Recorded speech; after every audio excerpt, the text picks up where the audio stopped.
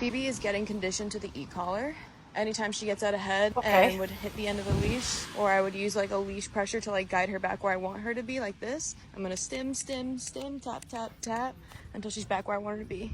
Anytime she's also holding this Okay. position and doing a good job of walking nicely next to me, I'm gonna let her know she's good, good, and reward her. Right there, tap, tap, Oh, right? geez. Okay. Leash is on again, tap, Okay. tap, tap, tap. Get her back where I want Tap, her to tap, be, tap. and Stim, the stim, pressure of the stim. leash and the stem of the e-collar both turn off.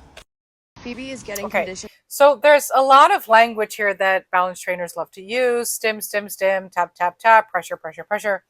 I hear these words a lot, and they are meaningless to dogs. I'm just gonna right off the bat. Dogs have no idea what you're talking about. They don't care, and all they know is that you're annoying them. That's what they know.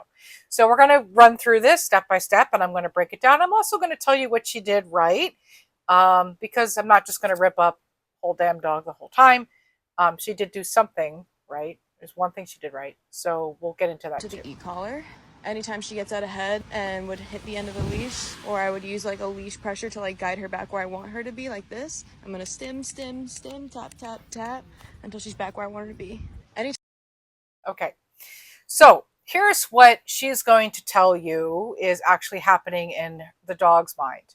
So she's going to tell you that the dog is now associating being away from her, getting too far ahead from her, as a negative thing. That she's reinforcing punishment as a way to communicate to her dog that she doesn't want her to get too far ahead.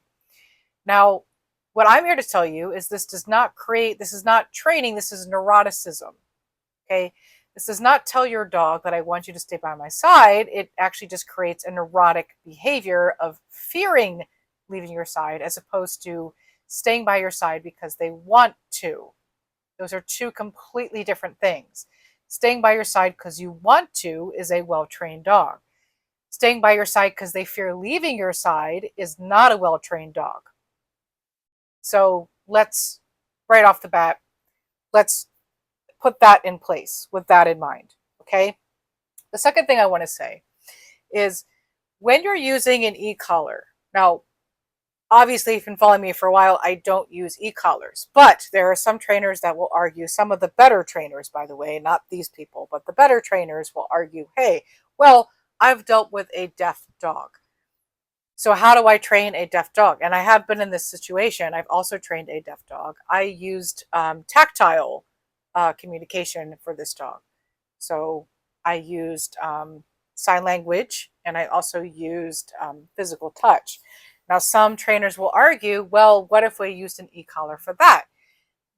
Okay, as long as you have it on a really low setting, on a vibration setting or something, and you're still making sure that that vibration is associated with something positive. You're still marking the positive and not concentrating on the negative. And so people miss this because they want to talk too much about the use of e-collars and that they're abusive and that they are being banned in so many states because of people like this, right? But if you are going to use an e-collar for tactile training, that would be how you do it. It wouldn't be no different than using a clicker because clickers are sound, tactile is touch, and you would still pair it with a reward, with a treat.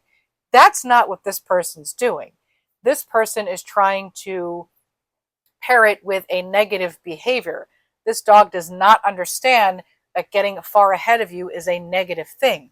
All this dog knows is when I come back to my owner, the thing that my owner was doing that was annoying me has now stopped, creating fear in dogs, not training.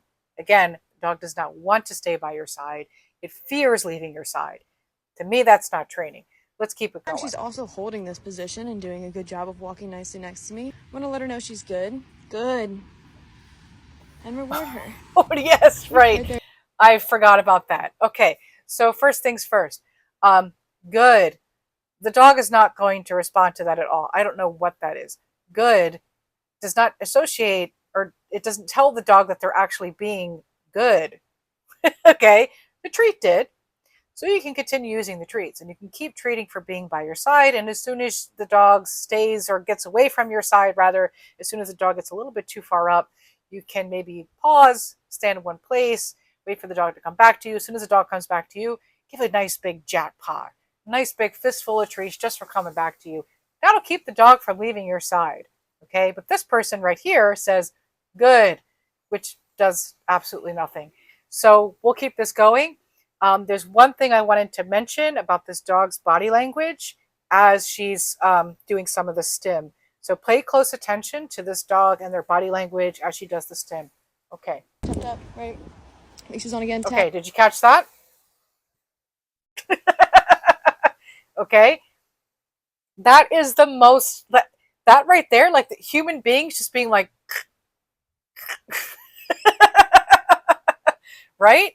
Also, the dog was by her side when he did that. Okay, so this dog is now learning I am completely out of luck here. I can't get far ahead of you. I can't stand next to you without you stemming me. Also, she did it like 3 or 4 times, which is way too much.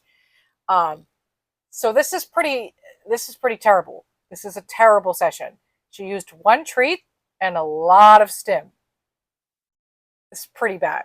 Okay, I'll keep it going. I'll let her finish it off. Tap, tap, tap. Get her back where I want her to be. And the pressure of the leash and the stem of the e-collar both turn off. Phoebe? Well, sweetheart, I wouldn't want to walk with you. I'm just saying. But anyway, I hope you guys enjoyed this content, and thank you for tuning in or clicking or whatever people say these days. I'll see you next time.